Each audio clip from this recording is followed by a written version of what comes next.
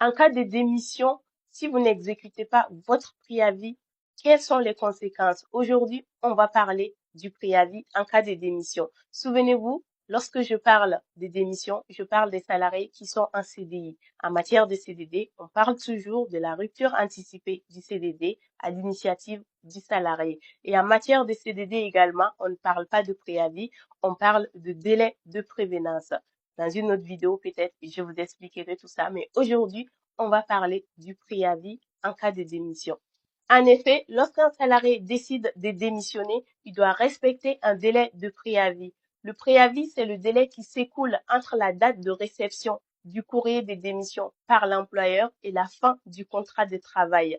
Donc, lorsqu'un salarié décide de démissionner, il doit respecter un délai de préavis. Et la durée de ce délai de préavis va varier en fonction du statut du salarié ou de sa qualification professionnelle dans la convention collective de l'entreprise.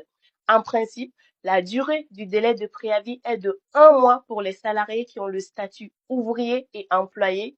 Elle est de 2 mois pour les salariés qui ont le statut ETAM, c'est-à-dire agent de maîtrise et technicien. Et la durée du délai de préavis en cas de démission est de 3 mois pour les salariés qui ont le statut cadre dans l'entreprise.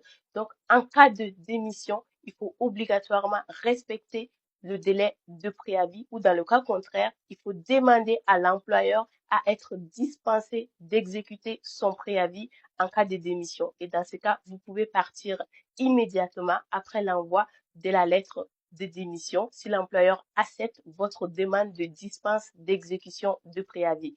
Mais si l'employeur refuse de vous accorder la dispense d'exécution de préavis, ça veut dire qu'il faudra obligatoirement exécuter votre préavis. Mais que se passe-t-il lorsqu'un salarié quitte immédiatement son poste juste après l'envoi de sa lettre de démission sans exécuter son préavis?